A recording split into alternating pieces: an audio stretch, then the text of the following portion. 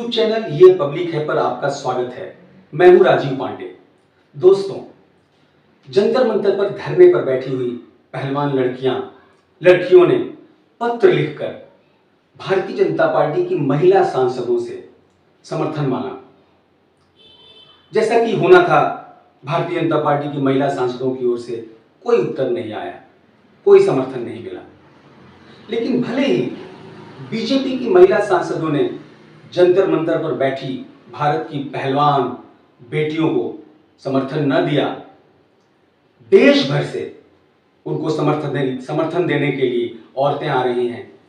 अगर 28 तारीख तक, 28 के पहले बृजभूषण शरण सिंह को, भाजपा का जो दबंग सांसद है, उसे अगर गिरफ्तार नहीं किया गया तो नए संसद भवन के उद्घाटन के दिन देश भर से औरतें आएंगी और इन पहलवान बेटियों के साथ वहां पंचायत पे बैठेंगी, सभा करेंगी।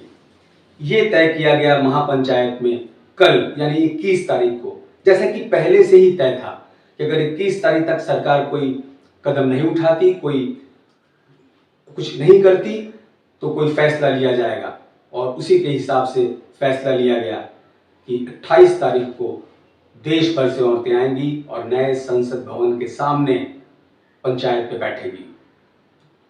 अब देखना है 28 के पहले सरकार इसमें क्या करती है, कुछ करती भी है या नहीं, क्या बृजभूषण गिरफ्तार होता है या नहीं। दूसरी तरफ बृजभूषण शरण सिंह, जो कि 6 बार से सांसद रहा है, उसने कहा है कि अगर विनेश फोगाट और बजरंग पुनिया, ये दोनों लोग अपना नार्को टेस्ट देने को तैयार हों तो वो भी अपना नार्को टेस्ट देने को तैयार है।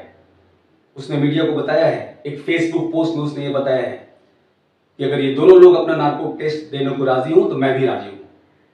अब देखना है ये बात कहां तक पहुंचती है।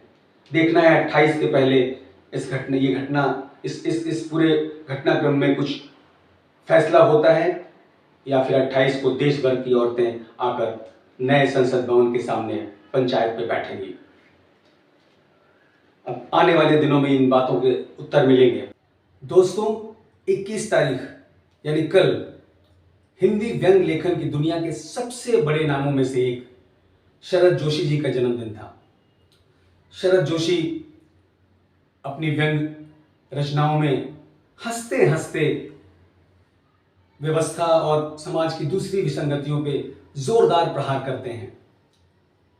शरद जी ने, उनके ढेर सारे व्यंग्य संग्रह हैं, 2 नाटक संभवतः उन्होंने लिखा और एक उपन्यास भी। उनकी याद आ रही है, उनकी बात हो रही है, तो मैं उनकी एक छोटी सी कहानी आपके साथ साझा करना चाहूंगा। कहानी कुछ ऐसे कहती है कि उन दिनों जंगल में शेरों की संख्या बढ़ गई थी और उनका उत्पात भी बढ़ गया था। कभी भी कहीं भी वो जानवरों पे हमला कर देते। जंगल बहुत असुरक्षित था और बेहिसाब मौत हो रही थी जानवरों की। तो ऐसे में परेशान होकर जानवरों ने जंगल के राजा से गुहार लगाई। वहां पहुंचे तो शेर गुफा के बाहर निकला और पूछा कि क्या बात है। जानवरों ने अपनी तकलीफ बताई और ये सब सुनने के बाद शेर ने एक भाषण मारा। भाषण ऐसे कि प्रशासन को जो भी उचित लगेगा वो कदम उठाएगी। जो लोग हमारे खिलाफ हैं, आप उनकी बातों पे ध्यान न दें, अफवाहों से दूर रहें, सावधान रहें, क्योंकि जानवरों की मौत के सही आंकड़े मेरी गुफा के अंदर हैं।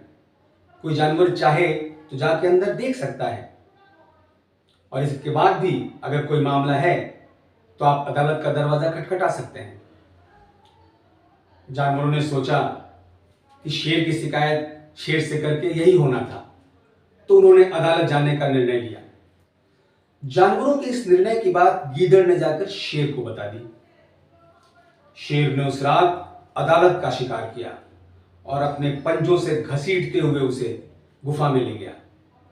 जंगल में इमरजेंसी लगा दी गई और शेर ने घोषणा की कि जानवरों की सुविधा के लिए और गीदड़ मंडली के सुझावों को ध्यान में रखकर अदालत को सचिवालय से जोड़ दिया गया है ताकि न्याय प्रक्रिया तेज हो, जल्दी से न्याय मिले। और इसके लिए आज के बाद से सारे मामलों की सुनवाई उसकी गुफा में होंगी। सारे मामले उसकी गुफा में सुने जाएंगे।